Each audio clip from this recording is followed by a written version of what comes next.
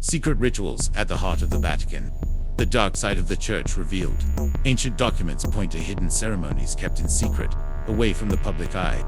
What else are they hiding? Subscribe to the channel, activate the bell, and share it with your friends so everyone can discover what lies behind the closed doors of the Vatican.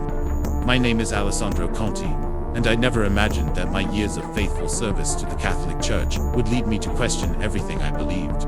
I am a historian and archivist specializing in the history of the popes and the documents locked away in the Vatican's secret archives.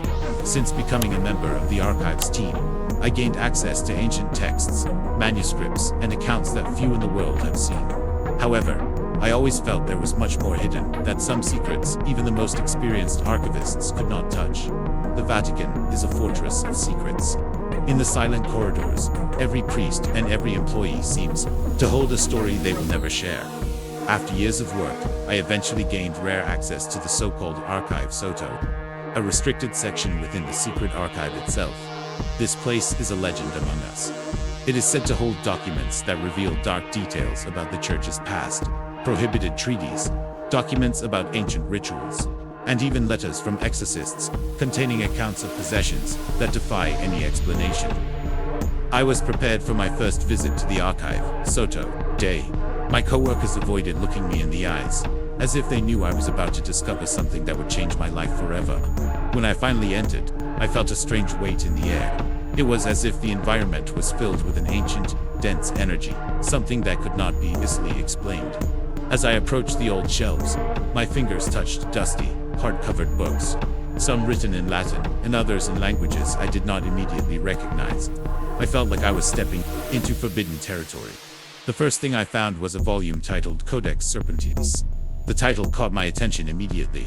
I opened it carefully, feeling the stiff leather of the old cover and observing the letters worn by time.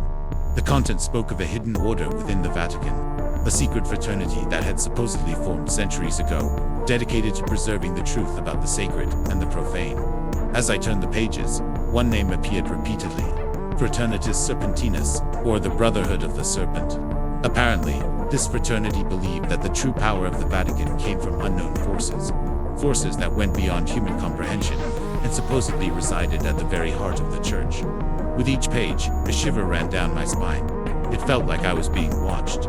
Somehow, in the deep silence, I could hear only my breathing and the sound of yellowed pages being turned. The book contained bizarre illustrations, half human, half serpent, figures that seemed to dance around an inverted cross.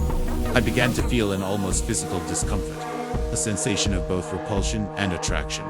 Was I truly discovering a secret so deep that even the highest ranks of the Vatican did not want to admit it? That was when I heard footsteps approaching. I quickly closed the book and looked around. One of the bishops, Dom Lorenzo, a tall man with an austere appearance, entered the room. He stared at me for a few seconds before speaking. "Mr. Conti, there are books in this archive that carry heavy knowledge. Knowledge that sometimes turns out dangerous for those who dare to challenge it." He gave me a slight smile, but his eyes expressed no humor at all. I knew it was a warning, a polite way of telling me I was treading forbidden ground. His presence made me uncomfortable, but I could not back away. Something inside me told me that if I left it alone, I would never have another chance. Dom Lorenzo left, and the silence returned to dominate the room. Reluctantly, I reopened Codex Serpentis and continued reading. The book suggested that the members of Fraternitas Serpentinus kept hidden symbols in the Vatican's rooms. Symbols that could only be seen under certain conditions, like a specific angle or exact lighting. One of these symbols was in the Paul VI audience hall. The next day, I gathered my courage and went to the audience hall, determined to confirm the presence of these symbols. When I arrived, I waited until the place was empty, observed every detail. I positioned myself in a corner and looked at the altar at the back. Over time, I noticed what had once seemed impossible there. Staring at the altar from a certain angle, it was as if I was looking at the face of a serpent. The cold, penetrating eyes and the mouth that seemed slightly open, ready to swallow everything before it. My heart raced. It could not have been a coincidence. I was seeing confirmation of something the church clearly did not want anyone to know. From that day on, my routine was never the same. The feeling that I was being watched intensified. As I walked through the corridors, I had the impression of hearing low murmurs, voices that fell silent as I approached. Dom Lorenzo seemed to observe me from afar, always present in places where I had never seen him before. It was as if he was testing me, waiting to see how far I would go. The following days were a mixture of anxiety and fear. Each night I slept less and less haunted by the image of the serpent and the weight of the words in that book. I knew that if I continued investigating, I might find something even more disturbing. After reading about Fraternita Serpentinis and its secret symbols, I became obsessed with the idea of investigating the Paul VI Audience Hall. This specific place was mentioned in Codex Serpentis as the central point of many enigmatic symbols linked to this secret order. I needed to see it with my own eyes. One morning, I took advantage of the start of the day, when there was less movement, to visit the hall alone. My position as an archivist allowed me this kind of mobility, and with a bit of luck, I could go unnoticed. As I approached the audience hall, a strange weight began to form in the air around me, as if the structure itself was warning me to stay away.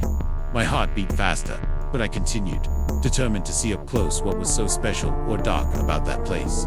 As soon as I entered, silence enveloped me like a heavy cloak. The high walls and curved ceiling felt almost oppressive, forming an environment of darkness and almost absolute silence. The light was scarce filtered through windows. That made the place dim, creating shadows that seemed to have a life of their own. I observed the space carefully, trying to understand what made the room seem so threatening. After a few minutes, positioned at a specific angle, I noticed something strange. From where I stood, looking at the altar in the back, the contours of the room formed a disturbing image. The structure shaped itself into an animalistic face, with what looked like two vacant, lifeless eyes staring at me. Worse yet, the altar formed a slightly open mouth, as if it was part of a lurking serpent ready to strike. My entire body shuddered. It could not be a coincidence. It was evident that the design of the room was not just an artistic choice. It was a message, a symbol hidden in plain sight. I felt the urge to back, but I was too fascinated to leave. The design seemed intentional, and what I saw suggested that something terrible inhabited that space. I wondered who could have approved such a project in the heart of the Vatican. The symbolism was too strong to ignore. While trying to process what I had just seen, I heard footsteps behind me. I felt the blood freeze. I was so absorbed that I had not noticed someone else had entered. I turned slowly and saw the young Father Marco. He was an assistant to one of the bishops, and although we knew each other by sight, we had never exchanged many words. He looked at me with a curious, almost mischievous smile. "Alessandro, what brings you here so early in the audience hall?" he asked in a casual tone, but with a certain firmness in his words. I swallowed hard, trying to keep my composure. "Just archivist curiosity," I replied, smiling slightly. "I like to study the architectural details." Father Marco smiled, but his eyes seemed to evaluate every word I said. "You know, they say this room has its own energy. Some prefer not to come here alone," he said, still watching me. There was something unsettling in his tone. For a moment, I thought of sharing what I had seen, but something inside me stopped me. His look made me uncomfortable, as if he already knew what I had discovered and was enjoying my discomfort. He continued, "If I were you, I'd be careful with what you try to understand. There are symbols that were not meant to be revealed to just anyone." His eyes locked onto mine, and for the moment I was certain he knew much more about that room than he was letting on. With that warning, Father Marco left, and the weight of silence once again took over the room. I felt a mixture of relief and apprehension as I watched him leave. He knew something. Perhaps he was a member of the Fraternitas Serpentinis, or at least knew enough to understand what I was investigating, and he had given me an indirect answer, a warning to back off. When he finally disappeared down the corridor, I turned back to the altar. The image of the serpent was still there, almost mocking my fear. The more I tried to push the idea away, the more it stuck, as if the place really had a force of its own. It was a confirmation of everything I suspected. The audience hall was not just an auditorium. It was a symbol, a sacred place that held a dark secret hidden in plain sight. When I left that place, I knew I was being watched. The looks I received from other priests and Vatican staff seemed to know what I had seen in the days that followed. The silence around me became almost suffocating. The feeling of being watched grew stronger, and even in the busiest corridors, I felt my steps being followed. I tried to focus on other tasks, but my mind always returned to that vision in the audience hall, that serpent that seemed as alive as my fear. I had already heard of the famous sculpture, La Resurrection by Pericle Fetzine, which stood in the center of the Paul VI Hall. The work was commissioned by the Vatican itself and supposedly depicted Christ rising from a nuclear explosion, symbolizing victory over death. But what I saw now was something different, very different. When I entered the room and stood before the sculpture for the first time, I felt a sense of discomfort. The figure was colossal, almost disproportionate to the surrounding space. In the middle of that chaotic tangle of forms, Christ appeared distorted, with an anguished, almost unrecognizable face. Something in it did not convey peace, but rather despair. It seemed as if he was being dragged into an endless nightmare. The expression was one of fear and pain, as if condemned to an eternity of suffering. Nothing in that face evoked the idea of hope or redemption. I approached cautiously, trying to understand why this sculpture, which theoretically represented resurrection, seemed to bring an oppressive feeling. The face of Christ, stretched and contorted, gave the impression that he was screaming in silence. The eyes, fixed on something I could not see, reflected an anguish that seemed to come from beyond human understanding. Almost instinctively, I stepped back, but continued observing every detail of the work. The sculptures seemed to stare back at me, as if it had a life of its own. I tried to push the idea away, but something in that figure seemed to pulse. A presence that was both fascinating and terrifying. It was impossible not to wonder. What exactly did the Church mean by placing this image in the heart of the Vatican? What does this sculpture truly represent? The more I looked, the more disturbing details I noticed around Christ. The abstract bronze forms seemed to writhe as if they were bodies in agony. Arms and legs emerged from the chaos, trying to escape, or perhaps trying to drag Christ himself into that hell. I knew the work was meant to symbolize triumph over death, but at that moment, it seemed more like a representation of failure, of damnation.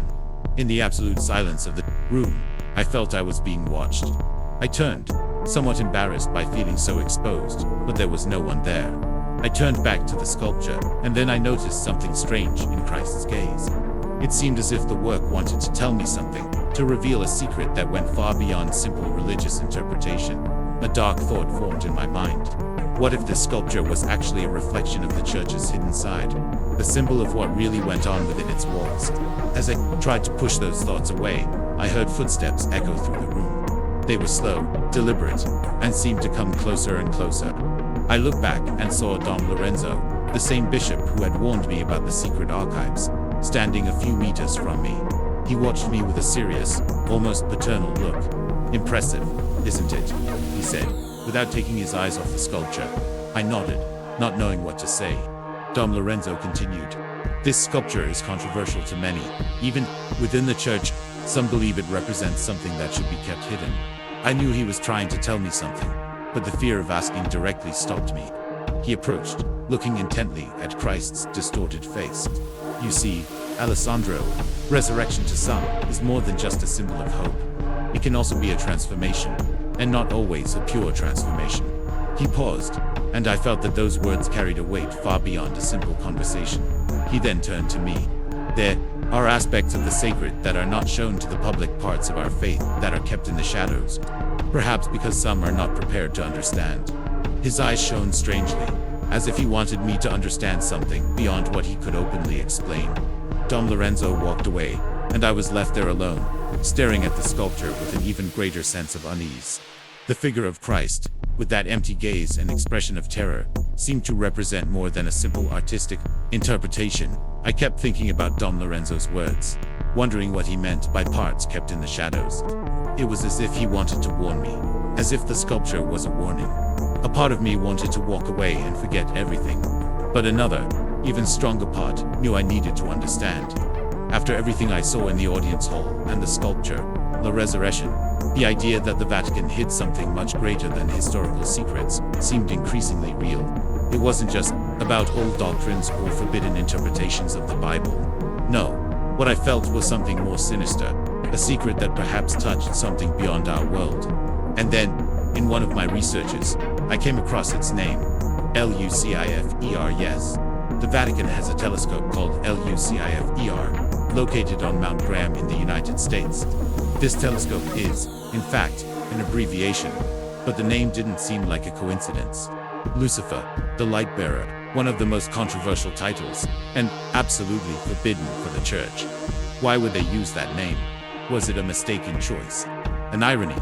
Or was there something darker behind this decision? The idea that the Vatican maintained such powerful equipment with such a name made me uneasy, but a part of me could not resist.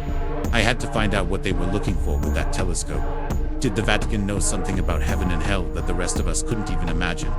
Could it be that they were searching for something that defies faith itself? I managed, with some difficulty, to gain access to documents about Lucifer in the archives that only a few staff members could consult. I took the elevator to an underground section, an area where the archives seemed almost forgotten, old and dusty. When I opened the first folder, a chill ran down my spine. The first document contained unusual celestial charts and maps indicating regions of deep space, areas that were said to contain only emptiness. Among the technical notes, a few words jumped out at me: search for entity, cipher, zero, and hidden cosmos. I barely understood what cipher zero meant, but the term appeared in several notes. Some reports seemed to be from observers and scientists connected to the project, describing anomalous light phenomena that had been observed in regions of space where nothing should have been. Whatever it was, they weren't looking for stars or planets. No, it seemed like something much bigger. But what could it be? A presence, an ancient intelligence, a force they couldn't explain. I kept reading, but most of the documents were observation records written in technical language and with symbols I didn't recognize. Even so, one specific note scribbled in the margins seemed to call my attention. We are not the first to look into the void. Others tried, and upon seeing, were blinded. What if we go too far? Amid these reports, a name appeared: Father Angelo. He was one of the few people at the Vatican coordinating research. With a telescope, I only knew him by sight, but I knew he was a reserved man with a stern look. I decided to find him, but I had to wait a few days to arrange a private meeting. During the meeting, Father Angelo didn't seem at all surprised by my curiosity. On the contrary, his gaze suggested he already knew something. When I mentioned the telescope, he merely nodded and said in an almost monotonous tone, "Alessandro, do you know what it means to look into the void and try to understand what is beyond our reach? We call it Lucifer because it is the light bearer, the light that illuminates what should not be seen." It sounded like a warning, but I couldn't contain myself. I asked what exactly they were looking for. He was silent for a few moments and then replied, almost in a whisper, "The truth is, we are not seeking scientific knowledge. We are looking for answers that challenge faith. Things for which even the Vatican has no explanation.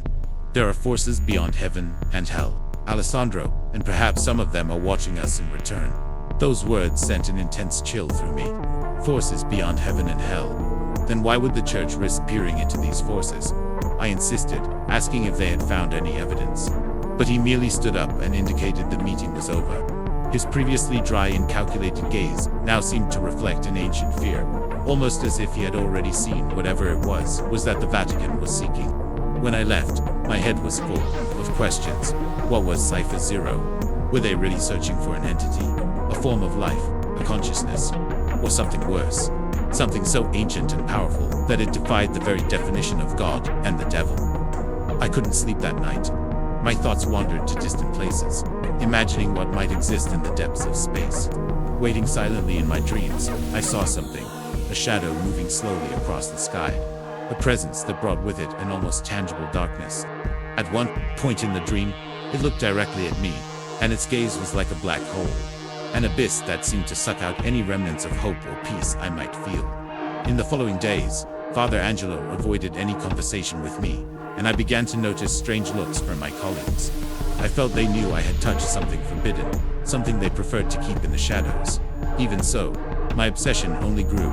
I needed to know how far was the Vatican willing to go to understand these forces, everything I had discovered so far, the architectural secrets, the sculpture of La Resurrection, the Lucifer telescope, and the mysterious Cipher Zero seemed to lead to an even deeper and darker point, as if it were only the surface of a still greater secret.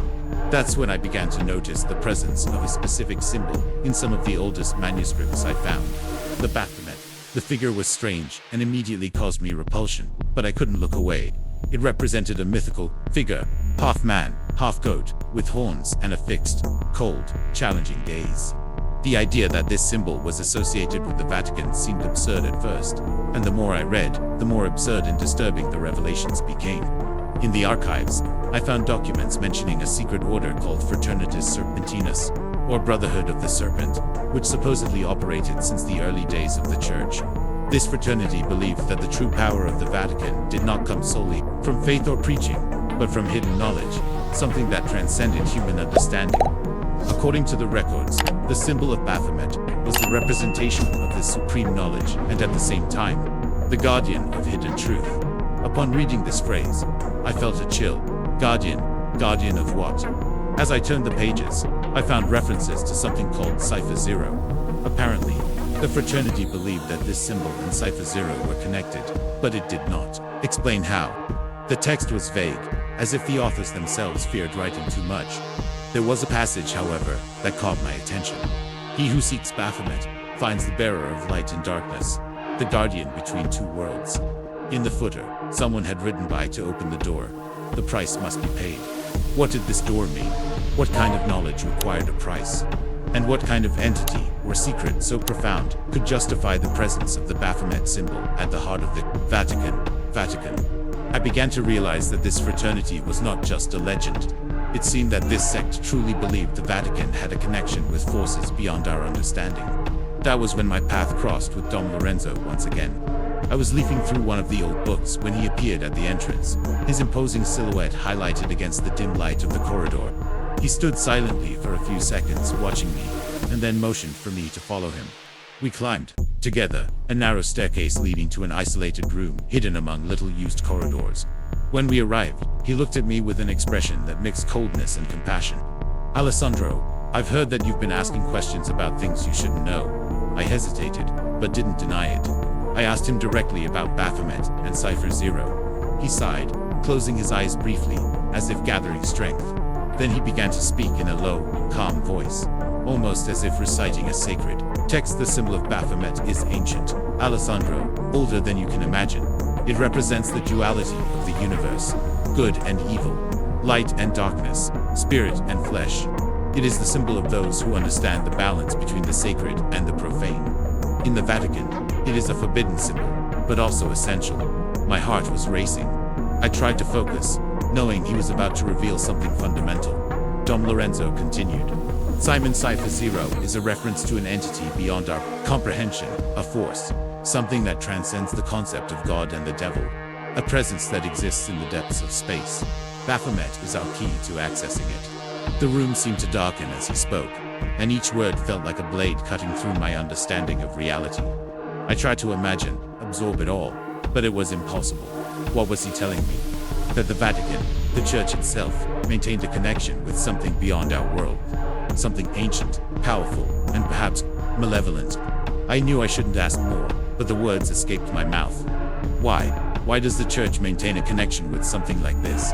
He looked at me with an expression I had never seen before, a mix of pity and terror. Because this force, this Cipher Zero, gave us something. It showed us truths that the world would never understand. The Church seeks balance between faith and forbidden knowledge. But there is a price to pay. There always has been. Dom Lorenzo stepped closer, his face pale. We have to feed it. Keep the Guardians satisfied, so to speak, so we can continue our work in peace. He paused and sighed deeply. Some of those who disappeared, well, they are part of that sacrifice. We need to give something in return to maintain the balance. It was too much to process. Was he talking about human sacrifices? Disappeared people, given to an incomprehensible force. I felt a wave of nausea, but forced myself to stay firm. I asked him if all of this was true. He just looked at me and smiled darkly. Do you think these secrets would survive for so long if they were a lie, Alessandro? Those words echoed in my mind, as if someone had struck my chest with a truth I could not bear. All my upbringing, my faith and my beliefs were being destroyed. I had crossed a line that I could never undo. The Church I had served and trusted my life to was connected to a hidden entity, a power that used the very symbol of Baphomet as a gateway. That night, I returned to my room in the Vatican, but couldn't sleep. Every time I closed my eyes, the image of Baphomet appeared with a fixed, empty, merciless gaze, as if it was waiting. I had a dream, but it felt real.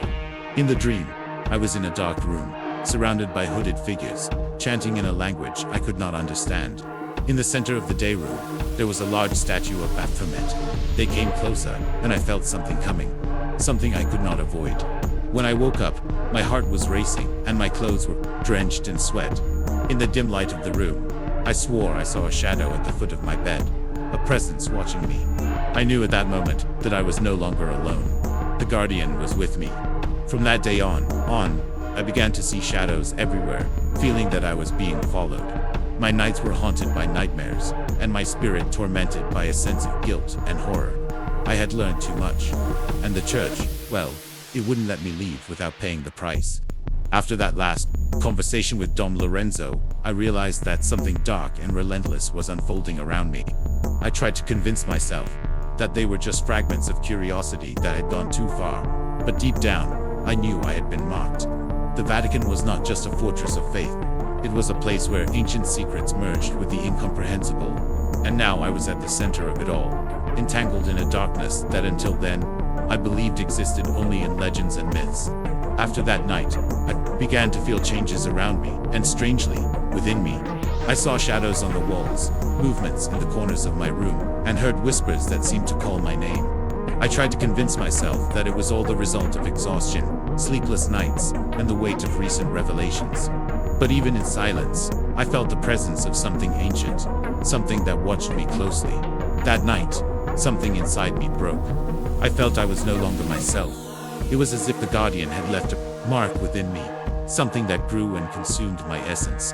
I spent the following days, in a daze, almost like a ghost, wandering the corridors of the Vatican, but feeling that I no longer belonged there, or anywhere else.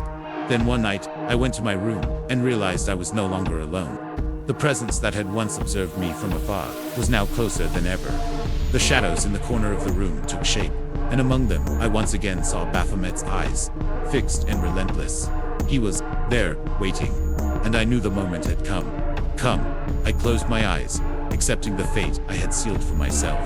The truth I had sought for so long had finally caught up with me, and the Guardian was ready to claim his price. I felt an immense cold, a void that began to take hold of me, sucking everything I was, my memories, and thoughts, my soul. It all seemed to dissipate, absorbed by that inhuman presence. And then, at the last moment before being consumed, a phrase echoed in my mind, like a final warning. The truth demands sacrifices. When I woke, I was alone on the floor of the room, enveloped in absolute silence. The figure had disappeared, but I knew that something inside me had changed. I looked at my hands, trembling and pale, and realized I was no longer the same. The Guardian had left his mark, a shadow I would carry forever. Today, so many years later, I am finally here to reveal to you what I could never tell anyone. The truth is that what I found in the depths of the Vatican was not just a forgotten secret. It was something alive, pulsing, lurking. And now I understand that by approaching the Guardian, by touching forbidden mysteries, I crossed a line from which I could never return. Sometimes I still feel that presence whispering in the shadows, as if watching every thought, waiting for the right moment to claim the final price. I wonder if I had turned back, if I had never entered that last corridor, would I be free? Or was the fate sealed from the beginning? Well, we have reached the end of our journey. Today I thank each of you who has been with me until now. If you like this story and want to hear more hidden and inexplicable secrets, leave a like and subscribe to the channel. It helps us continue to bring dark revelations and suspense-filled stories. Turn on the notification bell so you don't miss the upcoming videos. Leave a comment below, letting me know what you thought of this terrifying journey, and share it with friends who, like you, are drawn to the darkest mysteries. See you in the next one. And remember, there are secrets that watch those who seek them.